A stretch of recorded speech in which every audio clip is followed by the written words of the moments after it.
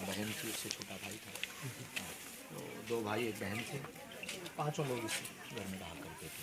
और प्रारंभ काल अतीब जो है विचित्र था, जिसमें यात्राएँ बड़ी विचित्र हुई, बड़ी भिक्षुकमय जीवन रहा। भिक्षा मांग करके पूरे गाँव में और भोजन में परिवार चलाया करते थे।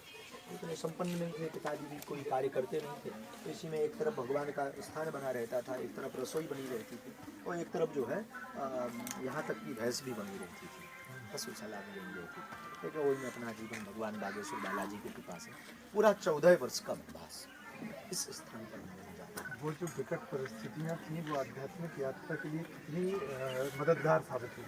उन्हीं विकट परिस्थितियों में ही हमारी अध्यात्म यात्रा प्रारंभ हुई। भगवत कृपा इन्हीं विकट परिस्थितियों से ही प्रारंभ हुई है।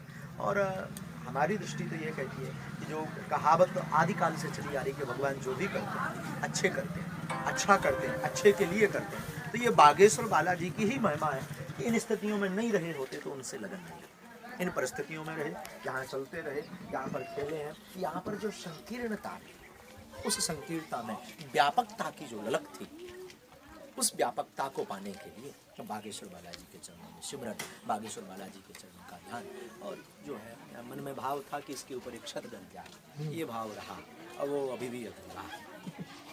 शुरुआत जब ली तब यहाँ कथा करना, कथा सेंटर में जाकर कथाएँ करना, वो सुना है मैंने, वो कैसे? ये बड़ी विचित्र स्थिति थी।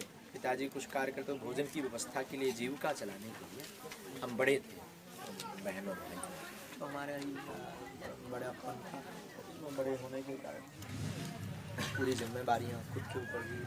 माता जी हमारी सहज भाव की, पिताजी को कोई लेना देना नहीं रहता था, बस यहीं से हर पूर्णमासी अमावस्या को एक थैला उठाते थे, और बचपन से ही तिलक लगाने का स्वभाव था। बाबा जी के चरणों में रहे, धोती पहनने का, धोती पहनते थे, अपनी बढ़िया कुर्ता पहनते थे। उस वक्त हमें स्मरण में है, आज भी एक कुर्ता हम रखे हैं, एक कुर्ता को हमने 1 महीना पहना होता। रोज रात को हम उसको साफ करके, यहाँ पर एक चीप डली रहती थी, यहाँ एक चीप बनी रहती थी, वो चीप में जो है कुर्ता को साफ कर लिया, एक यहाँ से वहाँ तक तार था, उस तार पर सूखने के लिए डाल देते थे, तो वहाँ से सारा सूख को उस सुबह से उसी को पहन करके अध्ययन करने जाते थे, और उसी को पहन करके अमावस्या पूर्णमासी गाँव में घर घर जाकर के भिक्षा मांगते। वो जीवन जो सिखा करके गया वो कदापि न भूल सकता, न भुला पाऊंगा।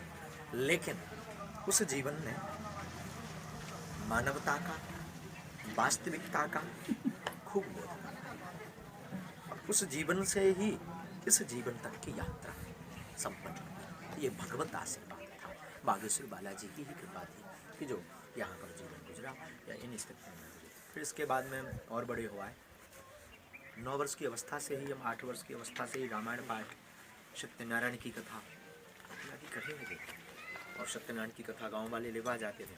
जटाशंकर जो है यहाँ से 150 किलोमीटर दूर, वहाँ कथा वाचन का प्रचलन है।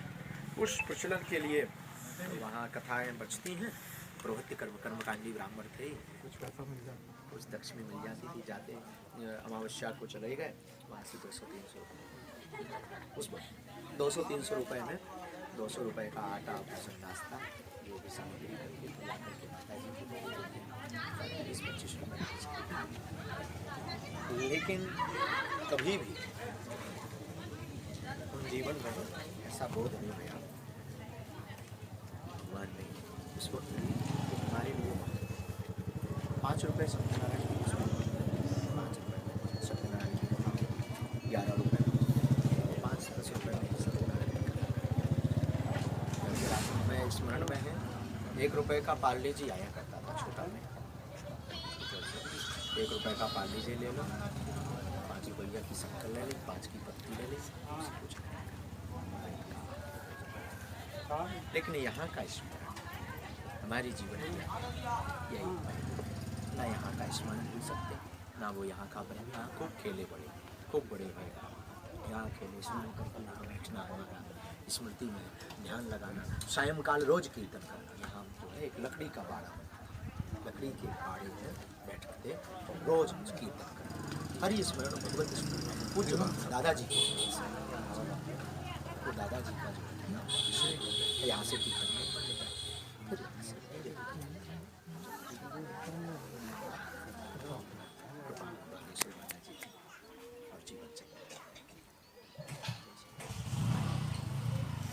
राम की जय। सुखद अनुभव सुनने का अवसर मिल रहा है इसके माध्यम से, हमको भी सबको भी कैमरे के माध्यम से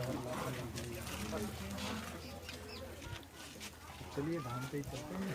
कुछ और विषय है तो कैमरे अंदर में भी सीमित क्षमताएँ हैं, बैटरी जाने लगी है तो इसको परसों हाँ परसों स्कूल किया था यहाँ तक कहोगे अपने